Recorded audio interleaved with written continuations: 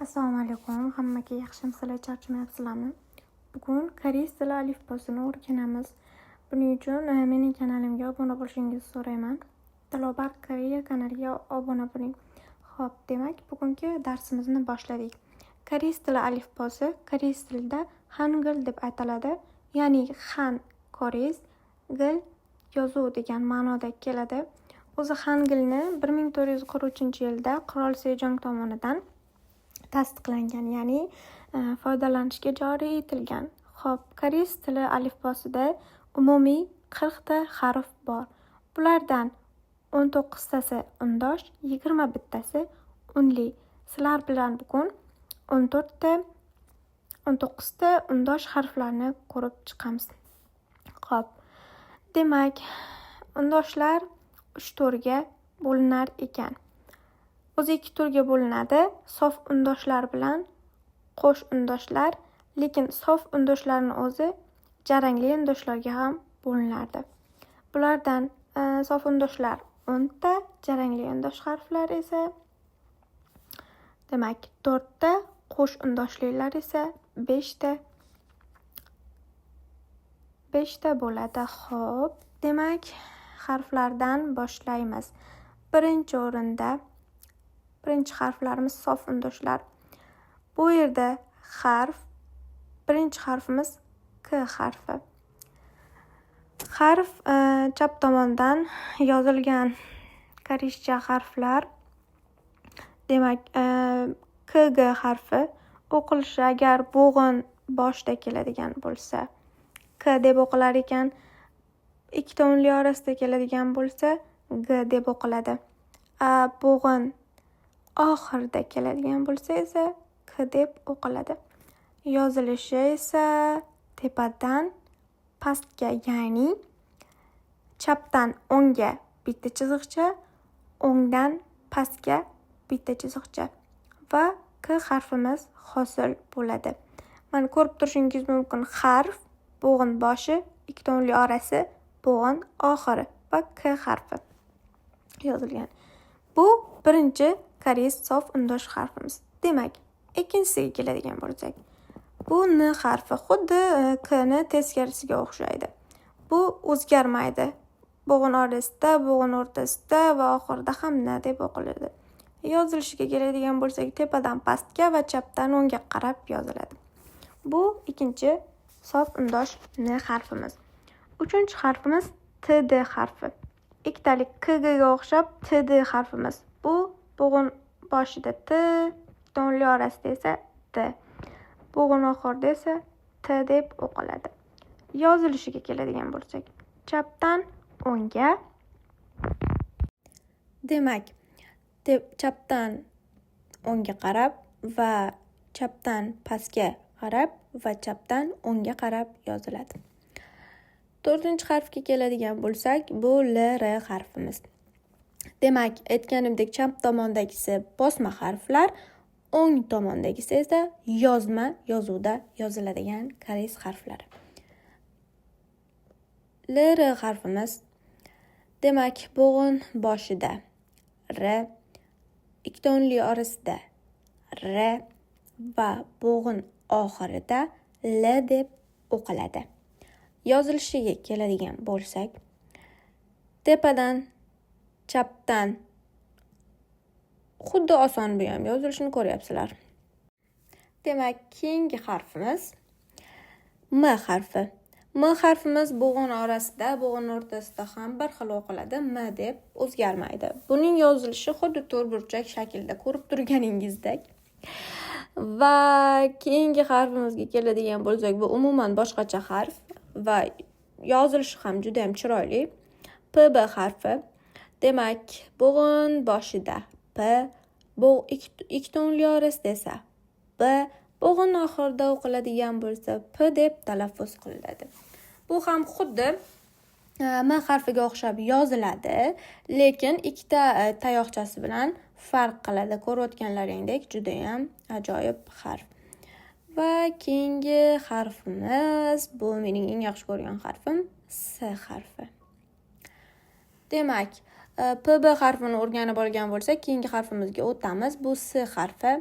S harfi, demak, bu S harfi ayrim unlilar bilan kelganda sh deb ham talaffuz qilinadi. Prosta bu yerga yozilmaganligi uchun qo'shimcha ma'lumot sifatida aytyapman. Bo'g'in boshi va ikki unli orasida S va bo'g'in oxirida T deb talaffuz qilinadi. S harfimiz uchburchak shaklda yoziladi, faqat pastda chiziqchasi yo'q. Va keyingi harfimiz Ng harfi. Ng harfimiz bo'g'in boshi va o'rtasida o'qilmaydi. Bo'g'in oxirida esa Ng deb talaffuz qilinadi. Bu harfimiz o'zimizning o'zbek tilidagi O harfiga yozilishi o'sha bilan bir xil. Navbatdagi harfimiz Ch harfi. Demak, bu Ch harfimiz o'zbek tilidagi Z harfiga o'xshab ketadi yozilishi. Bo'g'in boshida Ch, bo'g'in ikkita unli orasida J va bo'g'in oxirida T deb o'qiladi.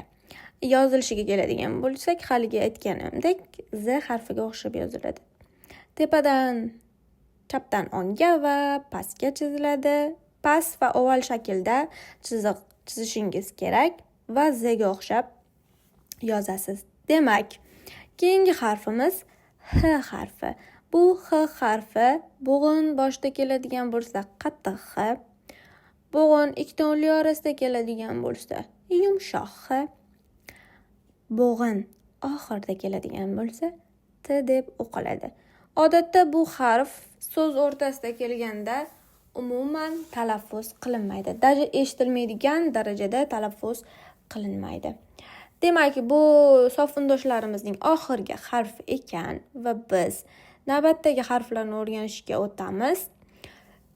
Bu harflarimiz jarangli undosh harflar. Jarangli undosh harflar o'zi 4 ta harfdan iborat. Bu KH, TH, PH, Ch harflardan iborat ekan. Demak, birinchi harfimiz KH harfi. KH bo'g'in boshida ham, bo'g'in ikkita unli orasida ham va o'sha ikkita unli orasida KH deb o'qiladi. Bo'g'in oxirida esa K deb o'qilar ekan. Yozilishiga keladigan bo'lsak, bu o'sha odatdagidek K deb yoziladi, lekin orasida bitta chiziqcha qo'yib qo'ysak, bu KH, ya'ni odatiy aytganimizda qattiq K deb o'qilar ekan. Navbatdagi harfimiz, demak, T harfi. T harfimiz KH harfimizga o'xshab jarangli undosh bo'lganligi sababli o'qilayotganda jarangdor bo'lib chiqishi kerak. T deb. Bo'g'in boshida keladigan bo'lsak ham, bu ikkita unli orasida ham bir xil T deb o'qiladi. T, H bilinar bilinmas eshitilishi kerak. Bo'g'in oxirida esa T deb o'qiladi. Yozilishi o'zbek tilidagi E harfimizga o'xshaydi. Bosmachasiga E harfimizga o'xshaydi. Demak, navbatdagi harfimiz, bu yerda yozmasini tushuntirib ketganman. Keyingi harfimiz esa P. Bu Misr raqamlari bor-ku. Rim raqamlaridirmidi, Misr raqamlaridirmidi, bunisi aniq esimda yo'q, lekin o'sha Rim raqamlariga juda ham o'xshash harf. Bu bo'g'in boshida va ikkita unli orasida P deb o'qiladi, ya'ni PH. H bilinar bilinmas eshitiladi yana. Va bo'g'in oxirida esa P deb o'qiladi. Yozilishiga keladigan bo'lsak, demak, ko'rib turganingizdek to'rtburchak shaklda, faqat ikkita chiziqchasi chiqib turgan holatda yozilishi kerak. Demak, ko'rib turganingizdek navbatdagi harfimiz Ch harfi.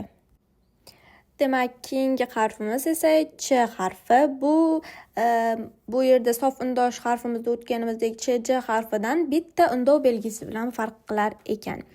Demak, Ch harfimiz jarangli undosh harfimizning so'nggisi 4-harfimiz.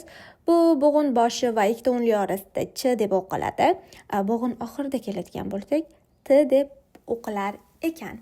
Shu bilan biz jarangli undosh harflarni o'z nihoyasiga yetkazdik va 3-undosh harflarimiz qo'sh undoshlar deyiladi. Qo'sh undoshlarni qolgan undoshlardan farqi bu ikkita bo'lib yozilishida ekan. Demak, qo'sh undoshlarimizga 5 ta harf qo'sh undoshlarimiz mavjud. Bu K, T, P, S, Ch. Talaffuzimga juda ham yaxshilab e'tibor berishga harakat qiling. Ya'ni qo'shib o'qilayotganda ikkitaligi bilinishi kerak bitta so'zda. K, T, P, S, Ch. E'tibor berganingizdek birinchi harfimiz ikkitalik K. Bu bo'g'in orasi, ya'ni boshida K deb o'qiladi. Bo'g'in ikkita unli orasida esa G deb o'qilar ekan. Va bo'g'in oxirida K deb o'qiladi. Yozilishiga keladigan bo'lsak, tepada ko'rib turganingizdek, tepadan chap tomonga K harfimiz, bittalik K harfimiz yozilishi mavjud. Xuddi o'shani ikkitalik qilib faqat qo'shib yozilgan tarzda yozsak, bu K harfimiz, ikkita qo'shma K harfimiz paydo bo'ladi. Demak, K harfimizdan keyin bu ikkinchi harfimiz. Bu yerda T mavjud. T ham xuddi K harfimizga o'xshab ikkitalik yoziladi. Mana bu yerda ko'rib turishingiz mumkin, sof undosh harflarimiz tomonda, chap tomonda T harfimiz bor. O'sha T harfimizni ikkita qo'shimcha yozilgani, bu qattiq T harfimiz, ya'ni qo'shma T harfimiz vujudga keladi. Demak, qo'shma T harfimiz bo'g'in boshida keladigan bo'lsak T, ikkita unli orasida keladigan bo'lsak ikkitalik T deb o'qiladi. Bo'g'in oxirida kelsak oddiy T deb o'qila qoladi. Yozilishi o'sha T harfimizdan ikkita qo'shib yozib qo'ysak maqsadga muvofiq bo'ladi va chiroyli. Yozmasi ham, bosmasi ham bir xil. Shu narsalarga e'tibor berib bemalol yozib o'rgansak bo'ladi. Demak, ikkita qo'sh undoshli harflarimizni o'rgandik. Ular sizga manzur bo'lgan degan umiddaman. Bu birinchi mening videoyim. Xo'p, davom etamiz, chalg'imaymiz. Keyingi harfimiz P harfi. Bu ikkita, ya'ni chap tomonda ko'rib turganingizdek, yana aytib o'taman, P harfimizning ikkitalik varianti. P harfimiz bo'g'in boshida P, ikkita unli orasida esa P. Bo'g'in oxirida esa P deb o'qiladi. Xuddi shunaqa S va Ch harflarimiz ham. S harfimiz bo'g'in boshida va o'rtasida esa S deb o'qiladi. Va Ch harfimiz ham xuddi shunday talaffuz qilinadi. Ch harfimiz bo'g'in oxirida talaffuz qilinmaydi. Shu bilan undosh harflarimizni o'rgatishim sizlarga ma'qul bo'ldi degan umiddaman va sizlardan poddержка kutib qolaman. Iltimos, sizlardan obuna bo'lishni unutmang. Bundanda koreys tiliga doir qiziqarli ma'lumotlarni olishni istasangiz, like va kommentariy yozish, obuna bo'lish esingizdan chiqmasin. Shu bilan bugungi darsimiz o'z nihoyasiga yetdi. Keyingi darslargacha ko'rishguncha xayr.